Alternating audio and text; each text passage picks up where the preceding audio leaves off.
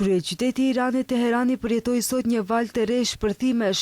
Numri i iranianëve të vdekur nga sulmet e vazhdueshme SBA Izrael ndaj Iranit është rritur në 787.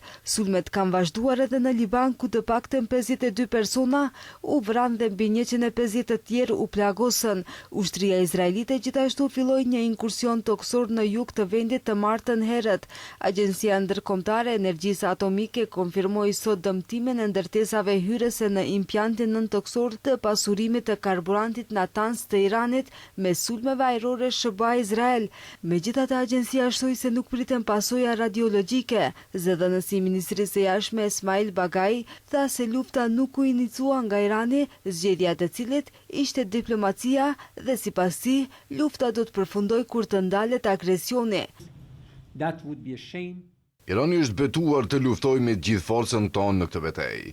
Vëmendja është përqendruar kryesisht në mbrojtjen e vendit nga sulmet. Kemi pasur shumë mesazhe kontradiktore dhe mashtruese gjatë një viti e gjysmë të kaluar. Tani është koha për luftë dhe për të mbrojtur atëheun. Çdo gjë që na shpërqendron vëmendjen duhet të lihet më një anë. Kryeministri izraelit Benjamin Netanyahu tha se lufta e vazhdueshme e SBA-s dhe Izraelit kundër Iranit nuk do të jetë e pafundme. Netanyahu e përmendi Arabinë Saudite si një vend që ai mendon se do të përfitojë ndjeshëm nga rënja e regjimit aktual iranian. Shkatrimi i regjimit iranian do të hapte rrugën për shumë traktate paqeje me vendet e tjera muslimane në rajon. Ne do të krijojmë kushtet së pari që populli iranian të marrë kontrollin e fatit të tij, të formojë qeverinë e tij të zgjedhur në mënyrë demokratike, e cila do të krijojë një Iran krejtësisht të ndryshëm.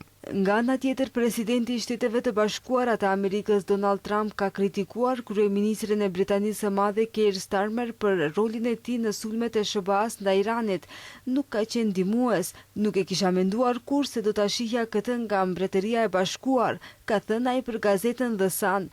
Të hënën Starmer tha se qeveria e tij nuk beson në ndryshimin e regjimit nga ajri. Ndërkohë, presidenti i Turqisë Recep Tayyip Erdogan deklaroi se po bëjnë përpjekje intensive me diplomacinë e saj të orientuar drejt paqes për të arritur zgjidhje të drejta dhe të barabarta për problemet përmes dialogut dhe negociatave. Irani deri më tani ka nisur 15 valë sulmesh me raketa dhe dronë në Izrael dhe në asetet amerikane në rajon, duke përfshirë Bahreinin, Katarin, Emiratet e Bashkuara Arabe, Jordanin, Irakun, Kuvajtin dhe Arabinë Saudite.